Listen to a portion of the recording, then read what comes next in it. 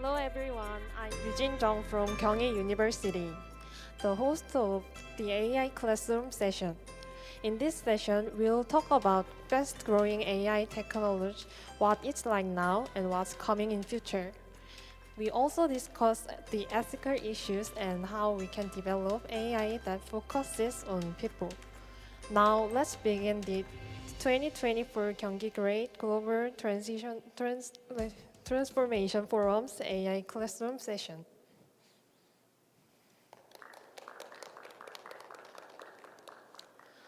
I heard that this forum marks its first step this year. We are grateful that our club CUDA had the chance to help plan this event and invite such renowned guests. Our club CUDA focuses on collaboration and growth in field of data science and AI. While preparing this session, I have one regret. We've been so focused on studying AI, so we are not good at English. But don't worry, I'm the worst one. More students want to join us, but most of Korean universities are in exam season right now. Some of us have also put aside our exam and came here. I'm not sure if it's right to say this in front of professors, but we combine our knowledge and perspective from different fields to study data and develop AI services. If you scan the QR code on the left, you will see service called Notify. This program also created by our CUDA students. It helps organize information by matching PDF documents with audio. It might be useful for today's and tomorrow's sessions. The QR code on right one is the material for related to today's session.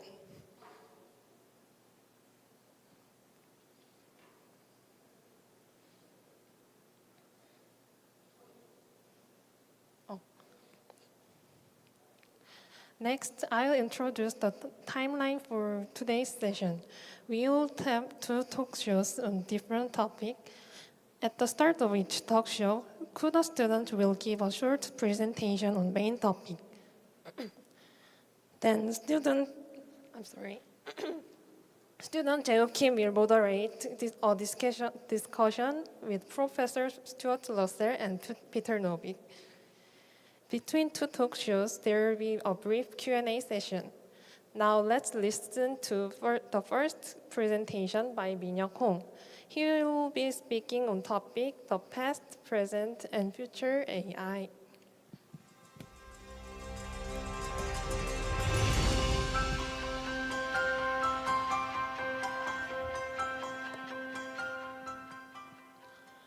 Good afternoon, ladies and gentlemen.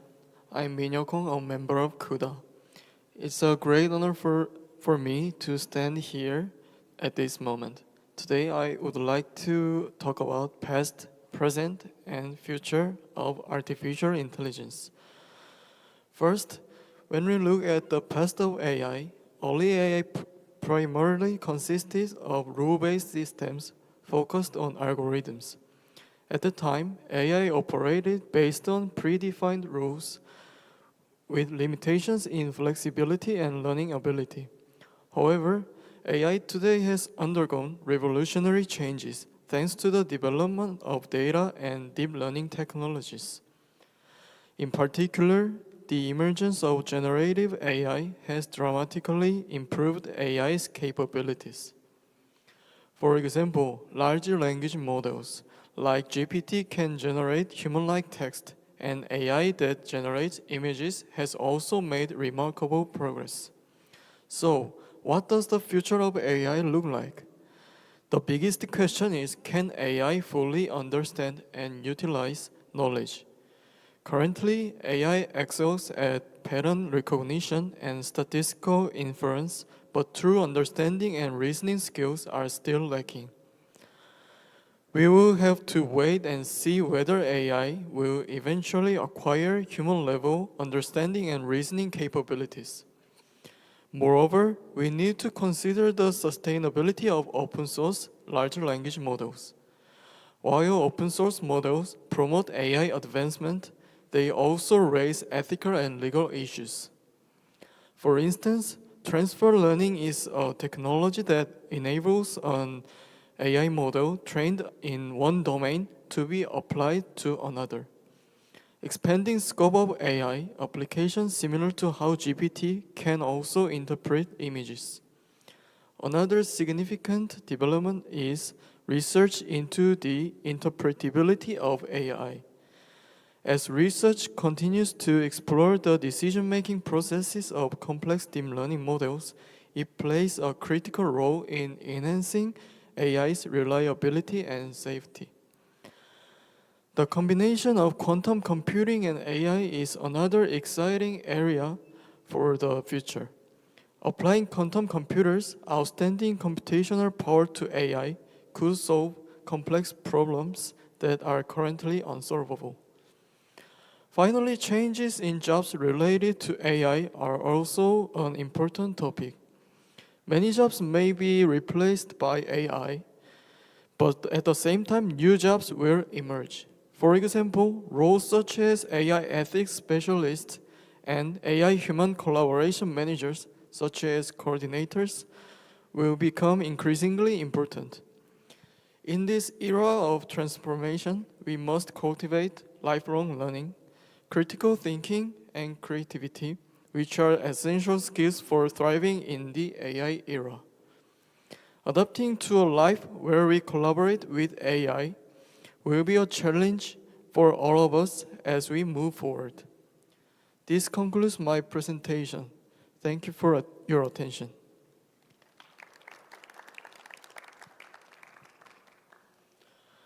Now the moderator Jae Kim will take over. Please welcome him with applause. And Peter Novick and Stuart Russell will now come forward too. Please welcome them with big applause.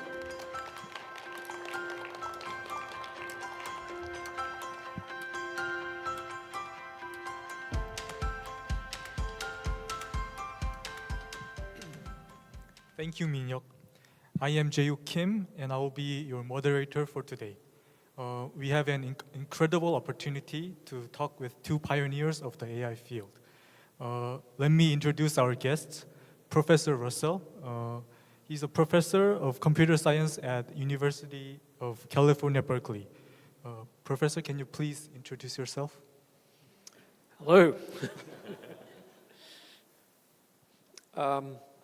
So I'll say a little bit about how I got into AI, which was in high school. And our high school didn't have a computer or anyone who could teach computer science, but there was a college nearby that started a program, and they asked boys from the school, it was a boys' school, so they were only boys to ask, who would like to come and learn about computer science. And they said, well, you know, the only problem is it's on Wednesdays, and Wednesdays is when we have our compulsory rugby match every week. And since I was very small, I didn't like playing rugby very much. And so I was very happy to escape from rugby and go and learn about computer science. So this was in 1976. So that was my introduction to my first real computer was an IBM 1130 with 8,000 words of memory. 8,000 words. It was like, wow, that's so huge. And the cycle time was 6 microseconds. So think of that, that's 160,000 operations per second. So my iPhone, even though it's an iPhone 7, is about 1 million times bigger and 1 million times faster. So things have changed a lot since then. But the principle remains the same. once you understand what a computer is, you just want to make it more intelligent. And so I wrote a chess program. I wrote a program that learned to play games by itself, so what we call reinforcement learning, and so on. And I was hooked. Thank you very much. Joining him is Dr. Novik, a former director of research department at Google. Please, can you introduce yourself too? Okay, so I'll also go back to high school. And my high school did have a computer. We called them mini computers then, and they were similarly impoverished. But I did get to learn to program in my high school class. And we also had a linguistics class, and so I took that separately. And then I went to the two teachers and I said, it seems like there's this overlap between linguistics, where you learn about rules of language, and programming, where you have rules for instructing the computer. Can they go together? And my high school teacher says, yeah, but we can't teach you that. So maybe someday you'll be able to do that. And I guess I've been following that route ever since. Thank you very much. Please give them a warm welcome to both Professor Russell and Dr. Novik.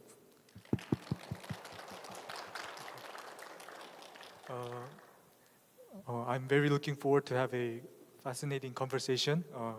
First, I want to ask Professor Russell about the recent development in AI, ChatGPT and things like that.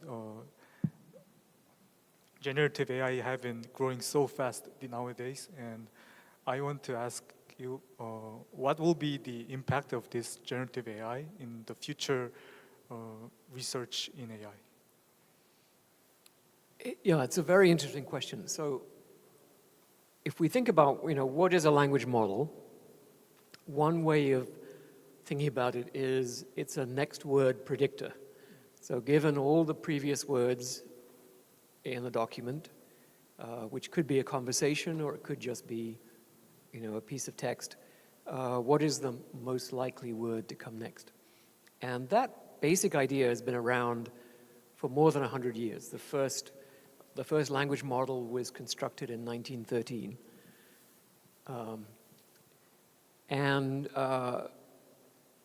For most of the history of AI, language models were, a useful little tool. They could improve the accuracy of speech recognition, because if you can predict the next word, if the speech signal is ambiguous, then if you can predict the next word, you can choose the most likely interpretation of what someone says. So if someone says, happy birthday, right, then it's more likely to be happy birthday than happy boundary, because happy boundary is just not a very common sequence of words, and happy birthday is a very common sequence of words. So it was used for speech recognition, and then when cell phones came out, it was used to help you with typing. So you can, it'll try to predict the next word. It's still amazingly stupid, if you ask me. I agree. at predicting the next word, but sometimes it's useful. And so that was it, right? There wasn't much other purpose for language models. And then someone said, well, what if we make them bigger? What if we allow them to predict based on a longer sequence, so what's called the context window now? The first models in 1913, you were predicting the next token from the previous token only, so a context window of size 1. But now we're up to context windows of 10 million tokens. So that change, all of a sudden, created what initially, so if you look at our most recent edition, the 4th edition, we were up to GPT-2. And do you remember the context size of GPT-2? I don't remember exactly. I remember it was 1,024. Is that so? 1,024, yeah. So it does a reasonable job of generating something that looks like language. But that's it, right? I mean, we assumed that everything it said was made up, right? There was no, it was all hallucination, if you want to think of it that way, right? It wasn't particularly good at answering questions, and sometimes it just went into an infinite loop where it would just say the same thing over and over again and so on. And it was still just a curiosity, right? And I think at that time so we wrote this in 2019, I think there were a few people who believed that something interesting would happen if you made it bigger. But I don't think anyone really had a sense of what was coming. So increasing the size of the context window, adding more parameters to the model, training on much more data, went from this, sort of weird generator. It's almost like a party trick. Oh yeah, it's like just a curiosity that it can generate text that looks like English. To now people are saying, oh my God, it has sparks of artificial general intelligence. There are people who think it's conscious. There are people who fall in love with it, in just a very short space of time.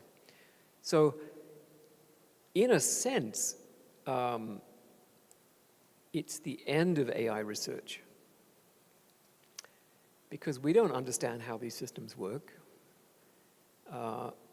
If it doesn't work, what do? You make it bigger. You find some more data and train it on more data, and hope that whatever problems it had go away. So there's a lot of, I would say, surrounding research topics, for example, interpretability, like trying to find out what's going on inside. But AI research itself, has almost vanished, because, we are not doing engineering. We are doing cookery now. I think it is a very interesting insight, because the bigger the model becomes, the less likely it is to be explainable, and it is less likely to be researchable. Okay, and I have another question to Professor Novik. I would say that AGI is somehow in sight right now, and what do you think is the technical barrier for reaching the AGI? I guess I never really liked the phrase or the goal. And part of the problem is nobody knows what it means. So how general does it have to be? And how intelligent does it have to be? Is it, at the level of an average person, or the top 1% of person, or the best person in the world? And how many tasks do you have to be good at? It was never clear, and that's why there's so many arguments over it. And to me, I think of AI systems as tools, so we should create some useful tools, and we shouldn't worry if it's completely general or not. And I think part of it was this idea of people just wanted to duplicate humans. And that didn't seem like a good goal to me. I think we want tools to help us. If we want to make humans, we know how to do that the old-fashioned way. My wife and I did it twice. She put in more work than I did, but the results were good. And we should continue to do that and not rely on artificial imitations of humans. I want to push back a little. I mean, the advantage of general purpose AI is that now you don't have to make a tool anymore. You don't need to create a big complicated software system called a search engine. Right? You can simply ask the system a question, and it will figure out where to get the information and give it to you. You want to do some, we developed AlphaFold, right? That was a big team of engineers working for quite a few years to create this special purpose tool, and it's wonderful. But if you really had general purpose AI, you could just ask it, here's a sequence of amino acids. What shape is the protein? And it will give you the answer. And you can do much more than that simply for the asking. So it is a very attractive kind of artifact, right? It's the universal tool. In a way, it's sort of, it's like the computer, right? A computer is this amazing thing.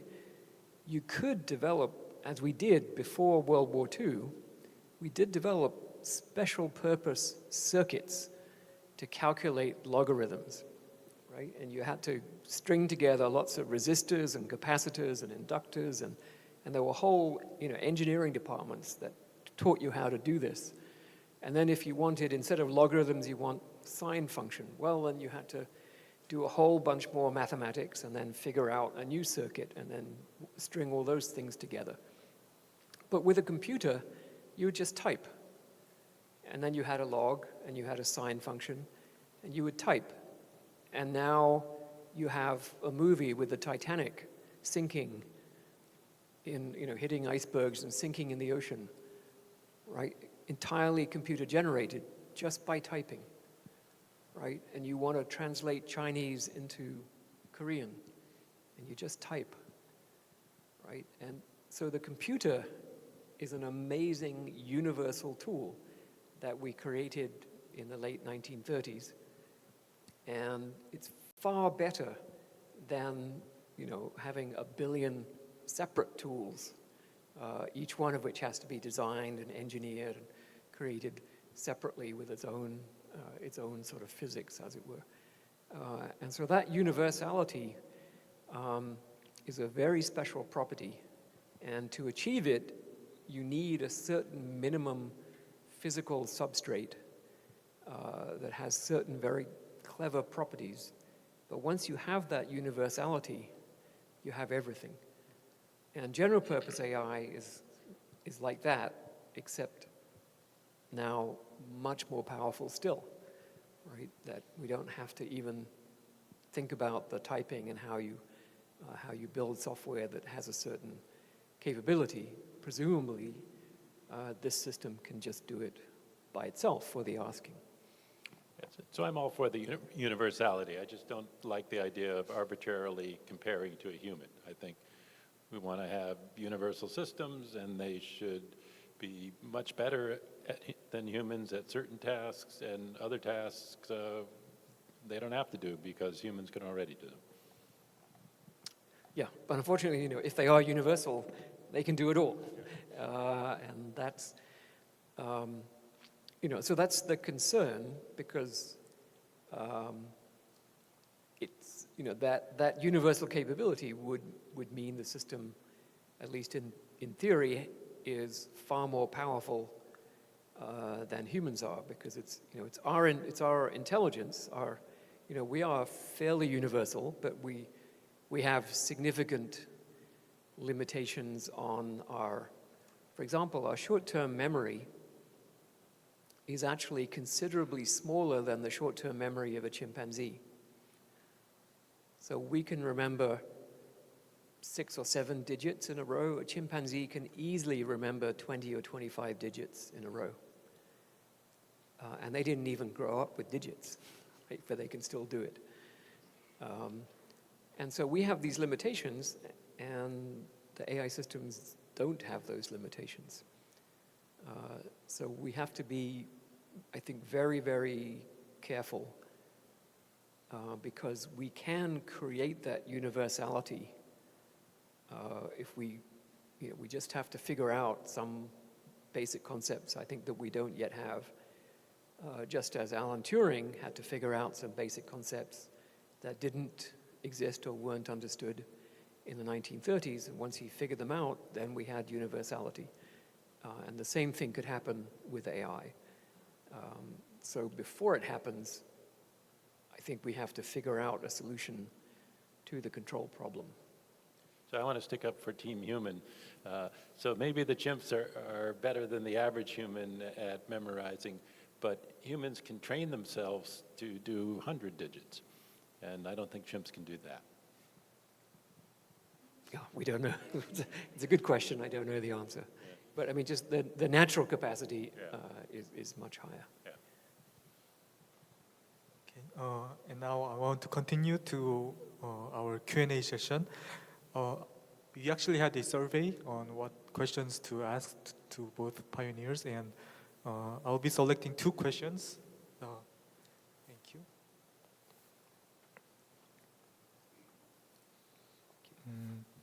This is my personal question for you. What are your thoughts on students using ChatGPT to complete assignments?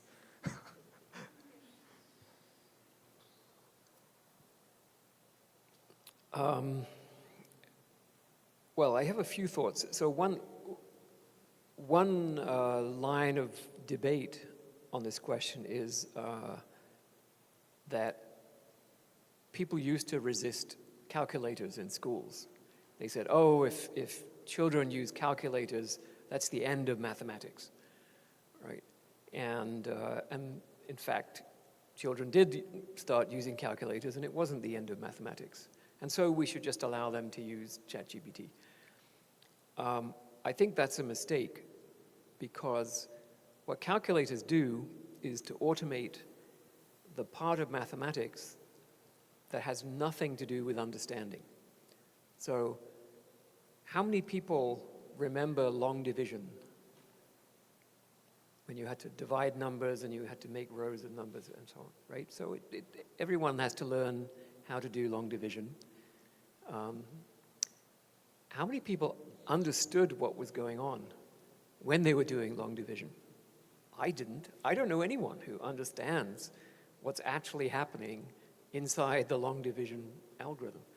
And so by automating that, you're getting rid of the brainless, the mindless part of mathematics, right? The part that's just mechanical application of mindless rules that no one understands. But the process of taking a question and figuring out what the answer is, and then writing it down, that's how you learn to think. That's how you learn to express yourself. So if you take that away, if you outsource that, then there's really nothing left to learn. So if children get into the habit of that, and then they come in, and they actually have to do something by themselves, they will be completely incapacitated. So I know one of my professor colleagues at Berkeley, he actually says, okay, students, I think he's in the maybe geography department or something like that. So he says, okay, I'm going to give you an essay question, and you must use ChatGPT. But if you turn in the output of ChatGPT, you will get 0. So I will grade you on your ability to improve the output of ChatGPT. So I think that's an interesting approach. But, it works at Berkeley, where we have good students, like I'm sure you do at your university. But for most high school students in the world, they cannot improve on the output of ChatGPT. And that makes you think, right? I think it creates a problem not just of cheating, but also of motivation, right? How do you motivate students to learn a skill, which I think is a really important skill, to think, to formulate answers, and to express those answers. But how do you motivate them to learn that skill when a machine can already do it better? That's a tough question. Any more thoughts? Yeah, I think as teachers, we relied heavily on essays because we thought if you could hand in a good essay, it meant that you understood what was going on. And then ChatGPT proved that that's not necessarily so. And so I think what that means is maybe we were wrong to be assigning essays. Maybe there's other tasks that we should do, or maybe students should be doing other kinds of projects. Maybe they should be taking advantage of the technologies in different ways, right? So you read some subject, try to understand it, now you got to respond to it. You could do it with an essay, but now maybe you could do it by creating a piece of art, or using an AI generator to make a movie, which previously would be a semester-long project, and now it could be a over-the-weekend project. So I think we just have to be more creative in what we ask the students to do. I think it is, as you mentioned, I think it is very important to use ChatGPT as a human advisor sort of thing, not a getting all the results and just copying, pasting the results. Okay. I will ask one more question. What changes do you think are necessary in the education system to prepare for an AI-centered future? Well, I'll continue from the remark that you just made, which is, could you use AI systems as an advisor? And I think this is the right direction to go. That, I think some kids benefit from having parents who can help them with their homework and essentially tutor them, and in the process, they learn how to think more successfully, more constructively. And other kids don't have access to that kind of help. But the results, this is one of the clearest results in the whole area of human sciences, is that tutoring is 2 to 3 times more effective than classroom teaching. So if you had a really good, skilled human tutor, most kids could reach college level by the age of 11. So that's economically impossible with human tutors, right? There just are not enough humans to go around for each child to have a full-time tutor. But they could have a full-time AI tutor if we knew how to build it. Right now, the tech industry, derives most of its revenue from advertising and has not invested in education, in tutoring systems, for good reason. It's really, really difficult to make money in education. But I think governments would benefit so much from this technology, particularly in countries that can't afford classroom teaching. So there are many countries where, you're lucky if you get 2 years of education, and in some you don't get any education at all. And so AI could deliver really high quality education, individualized for each child. And I think that would be the biggest thing that AI could do for the world. We just need to put more effort into creating those skilled tutoring systems, which is very different from just telling you the answer to every question. I agree with that, although I'd like to have 2 goals. I'd like to have every student have an AI tutor, and I'd like every teacher to have an AI teaching assistant. And I don't want to get rid of the teachers completely, but I want to make their job amplified and more powerful. Stuart mentioned that tutoring is effective, and that's certainly true. Benjamin Bloom claimed that it gave you a 2 standard deviation improvement. Everybody who tries to replicate that says, no, it's more like 1. And that the most important part is mastery learning rather than one-on-one tutoring. So it doesn't really have to be one-on-one, but what it does have to be is you have to learn something before you go on to the next. And the problem with classroom teaching is there's 30 students in the classroom and 5 of them don't get it, but that's too bad because tomorrow we're on to the next topic whether you got it or not. And so we have to fix that. We have to have at least that degree of personalization. Then the other part is there's a lot of students who don't make it through because they drop out because school doesn't connect with them in the right way.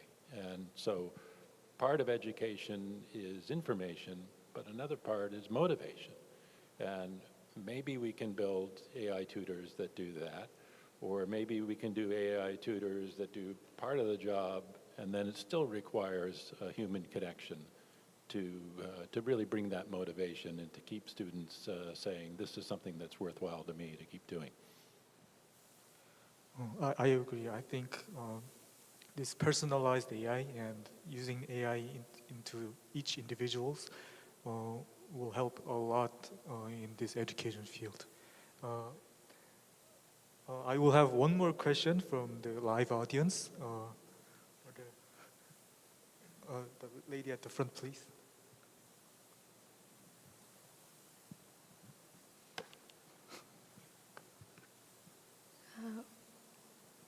It might sound a bit funny, but many people say that the future of work will look very different from today. So what do you think? So could we actually see a company where AI becomes the boss?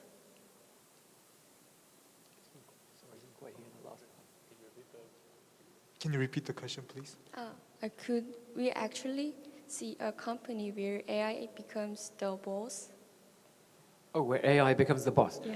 I mean, it's a natural consequence of creating general purpose AI systems that they would be able to do that kind of work.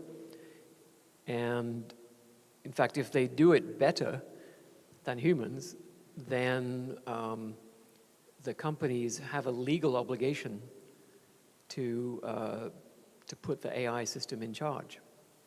Yeah. So in fact, there are already attempts to create a fully automated corporation where there are no human employees at all. And you could imagine this can work online where AI systems can buy and sell items on eBay and on Amazon, or they can trade on the markets. And so you can build a fully automated corporation right now. For something more in the real world, I think it's still a long way off, because CEOs and in fact most human employees are doing stuff that's very, very complicated. They just don't realize how difficult it is. Yeah, and so that was part of Mustafa Suleyman's new version of the Turing test. He says you should give an AI system $1,000 and see if it can turn it into $1 million company. And if it can do that, then it's passed the test. But I guess I would also say we've already had companies that are driven a lot by automated systems, right? So a lot of companies are driven by the time clock. It's like, the employee has to punch in and punch out, and the company doesn't care what they do during their time. They just have to be driven by that clock. And so we to some extent, we put in automation in places where we probably shouldn't and give it a lot of control over our lives. So that would be one example. Okay. And one more question, please.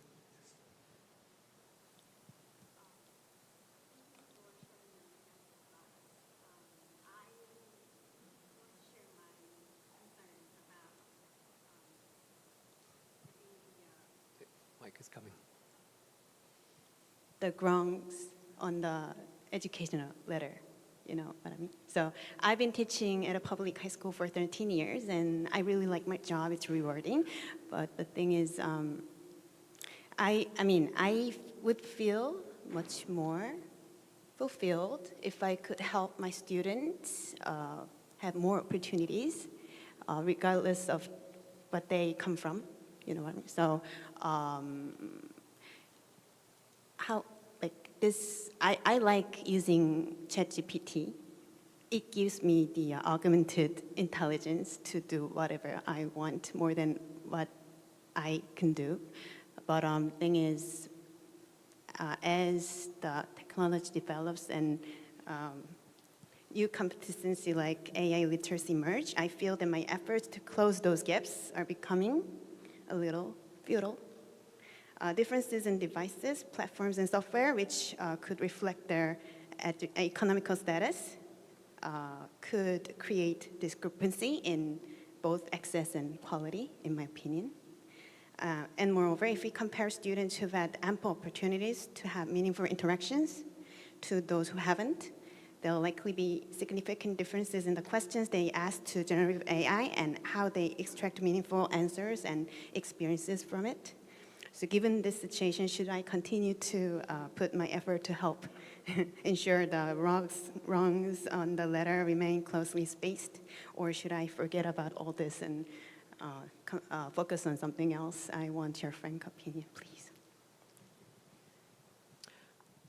Well, I have to say, your kids are very lucky to have a teacher who cares so much about them. And I would say if success in school becomes dependent on skill with and access to AI technology of whatever kind, then it has to become a public utility. And that's the reason why we have public education in the first place. I think we will find an equilibrium where, we are teaching children how to use this new tool, but at the same time, making sure that it does not lead to the Wall-E world where people do not learn to function independently. And as I say, I think, with the right kind of AI tutoring, people can achieve much higher levels of capability as humans than is typically possible. And I agree with Peter. I think the role of teachers is not going to go away. And if I was a government, and I don't know if the governor's listening, but if I was a government and I could make a deal where my population is twice as well educated, and we maybe have to have 50% more teachers because now the teachers are more concerned with the growth of the individual student rather than just broadcasting information to 30 students at a time. I think that's a very good deal, and pay the teachers 50% more.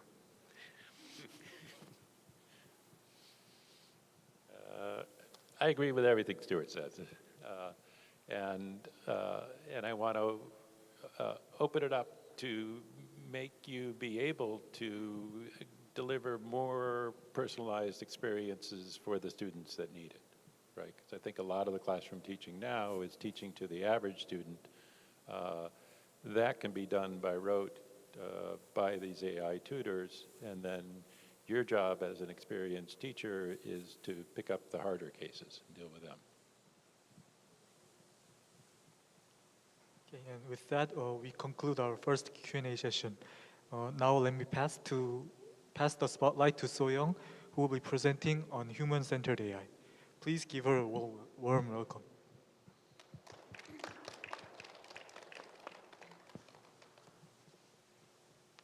Good afternoon, everyone. I'm So-young Lim, the former president of CUDA. It's an honor to have the opportunity to say to you today. I'm currently working on a service called Notify, which was mentioned earlier. I'm always very interested in how we can develop human-centered AI service. First, let's consider the importance of AI ethics through Google's motto. Don't be evil. The motto highlights that technology should never harm humanity, a principle that is especially important in AI development. So, what should the ideal relationship between humans and AI look like?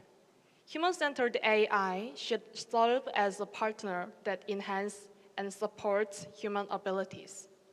We must always keep in mind that AI is just a tool and cannot replace humans.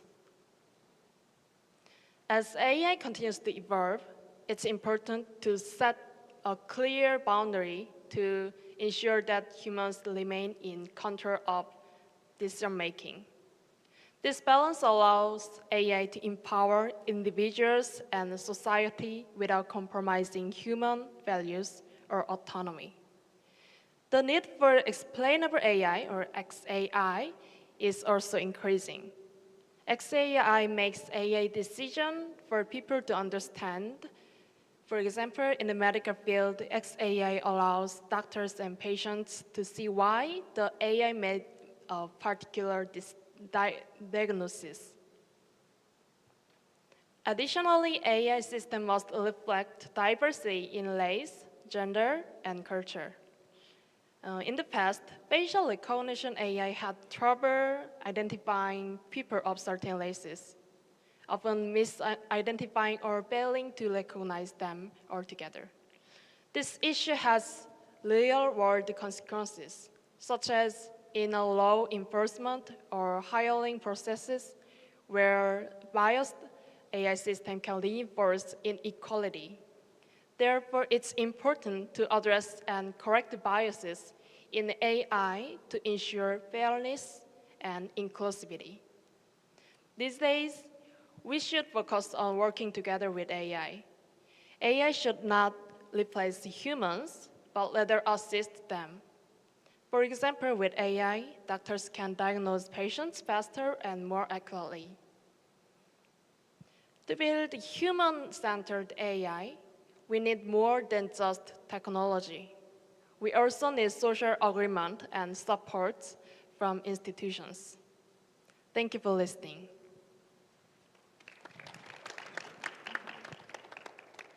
Okay, thank you, So-young, for your speech. I want to continue on this subject of human-centered AI. I want to ask you both, what are the core principles that for us humans to consider when developing AI in order to maintain safety? Can you list the core principles of it?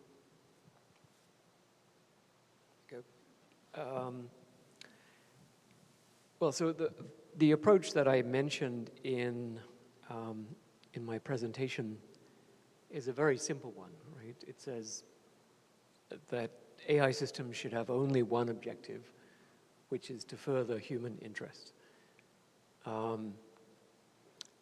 If you look at Asimov's laws, he has a third law which says that the AI system should preserve its own existence.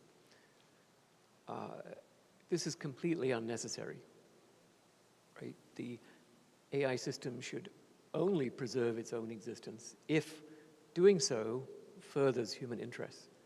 If it doesn't further human interests, then it shouldn't preserve its own existence. And in fact,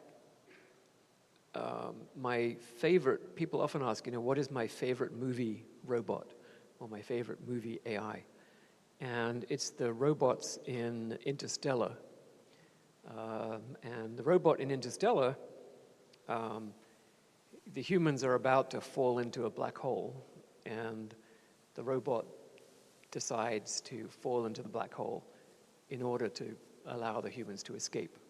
So the robot says, bye, I'm going to the black hole. And the humans are saying, no, don't. And the robot's saying, no, it's fine, I don't care really, right? That's the way robots should behave, right? That, because it's simply not rational for us to build anything that is going to bring about a future that we don't want, right? So that's the fundamental principle. Build AI systems that will help to bring about the future that we want. Now, the complication is we don't know what that future is. We don't know what we want. We don't know how to write it down. And so as a consequence, you should make sure that the robot, the machine, knows that it doesn't know what future we want, right? It should not just pretend that it knows or use some crude approximation to that future. The future we want is a very complicated one. It's very complicated to describe, and so those are the basic principles. But underlying that, there are some really complicated problems, and these are problems that moral philosophers have struggled with for thousands of years. So one set of problems has to do with, what do you mean by we? Right? When you say the future that we want, who is we, and what does it mean for we to want something? I think it's clear when you say I or you, what do I want, what do you want? But take the three of us, right? What do we want? Well, we might want different things. So that's problem number one. How do you reconcile the different interests of different people? And that's not too difficult in the sense that an AI system can learn 8 billion different models of what each person wants the future to be like. And then you can figure out some way to reconcile that. But then you've got these really difficult problems, like what happens if the decisions you make affects who is going to exist in the future?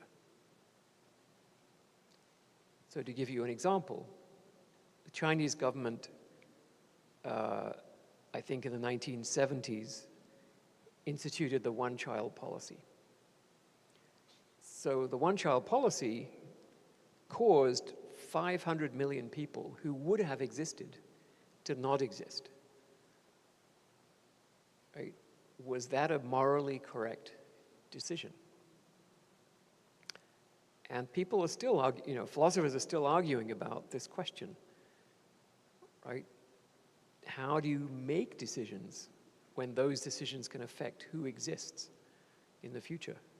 We don't have a good answer to that question. So I actually think that we can develop a set of principles for how AI systems should behave when the scope of their decisions is relatively limited, right? And it's a little bit like in physics, right? Newtonian physics works well for low velocities, right? But it just fails miserably for velocities close to the speed of light. And it doesn't deal with quantum stuff. So I think we have ethical theories that work for sort of relatively well-constrained decisions with limited scope. But we don't have good ethical theories for the high velocity and the quantum level kinds of situations. So until we do that, there's nothing we can do in terms of regulation. We can't regulate when we don't even know what ought to happen, right? And so I think this is really a prompt to moral philosophers is help us, right? Help us work through these questions because we have to have answers very soon. I think that's a good way of looking at it. A complementary way of looking at it is to ask what other industries have had safety problems and what did they do? And one good model is the aviation industry. So in the 1950s, a lot of planes crashed, and we wanted to do something about that. So part of it was scientific research into the physics of aerodynamics and of metal fatigue and so on, and found the reasons for certain crashes and corrected them. Part of it was bureaucratic of saying, we're going to have a safety crash inspection and we're going to log everything that goes wrong and we're going to investigate it and fix it. Part of it was government support. So government made laws for safety and they said, we're going to have an international air traffic control system that is going to stop planes from flying into each other.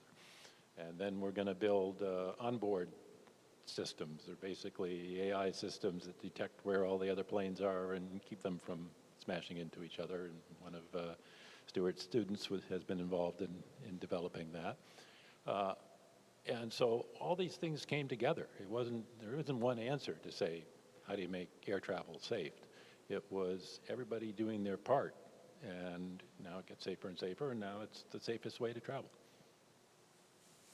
Yeah, I just want to add something to that. So, I mean, there are many types of regulation that happen. I mean, the last resort is liability, where if you do something really bad, so if you make a plane that's not put together properly and it crashes, then you are liable, right? And it costs you a lot of money, and that's a disincentive, right? Then that causes you to want to make it safer to avoid liability. But we have found in the past that that's not enough. So there was for example, with medicines, there was a medicine that was sold in 1930 that paralyzed possibly as many as 400,000 people. And the liability, if that happened now, the liability would be somewhere between 20 and 60 trillion dollars, right? So between 1 and 3 times the GDP of the United States. Okay, so no company could possibly pay that. And so liability ceases to function as an incentive when you're dealing with very high-risk technologies. And so what we do is we develop what's called, in legal terminology, ex ante, meaning a constraint before something can be sold, right? So liability is ex post, after. Ex ante means before. So before you can sell medicines, you have to demonstrate to the regulator that that your medicine is safe, right? That it doesn't kill people and that it cures the thing it's supposed to cure. And the government doesn't test the medicines. That's up to the developer, the company. Company has to provide evidence to the government that the medicine is safe. So I think in the long run, with AI, we're going to have this type of regulation where before you can put your AI system on the market, you have to demonstrate to the regulator that it is safe in various ways, depending on what kind of application it is and what kind of risk it poses. And I think the European AI Act is starting to do that. It's very, very non-specific, right? It just says appropriate measures. That's all. So we're going to have to develop the detail on what exactly that means for different types of systems. But just to give you one example, they have classified the recommender system in social media. So the algorithm that decides what is the next thing you see, that is classified as a high-risk system. And so that means that you will need to develop appropriate measures to show that your recommender system is not harmful. So not only developing a safe AI, we also need to develop a measurement that could guide us what is safe or not, and then we can regulate those. Okay, thank you so much for your insightful answers, Professor Russell and Dr. Novick. It has been such a valuable time, and to us, especially like for me, I'm a student who just entered the field of AI, and it has been a very valuable time. Let me pass back to Eugene, please.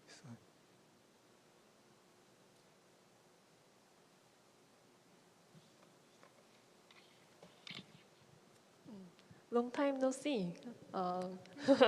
Today, we've talked about the past, present, and future of AI. As we discussed, building human-centered AI is one of the most important tasks for our time. AI is more than just technology. It has power to change our society, economy, and everyday lives. We are at the center of this change. How we develop and use AI will shape our future. I hope today's session has given you new insight and inspiration about AI. Let's keep learning and discussing and thinking together about using AI. Finally, I want to thank two speakers for their valuable time and all of you for participating with so much passion. I hope AI will be a positive force in your future. Thank you.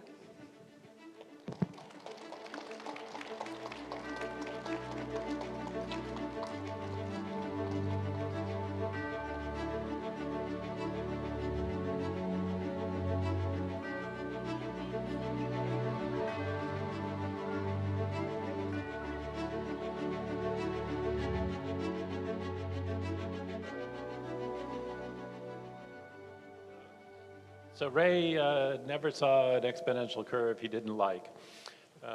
And they all go up and to the right. To me, when I see exponential curves, I like to plot them on log paper. And then they look like straight lines. And so if it's a straight line, then 2024 looks the same as 2045. So that's why I don't worry about that question as much. Yeah, I think trying to predict based on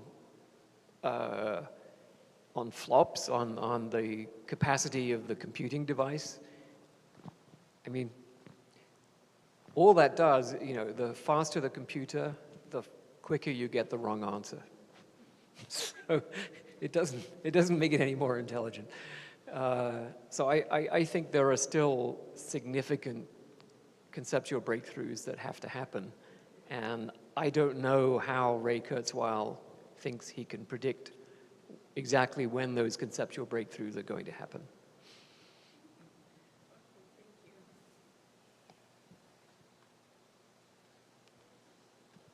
I got to say, I had that feeling too, that how can you make these kinds of predictions and aren't they wild? But then I look and sometimes I say, oh, his predictions were better than mine, so that means I should believe him more than I believe me. And then I get very confused.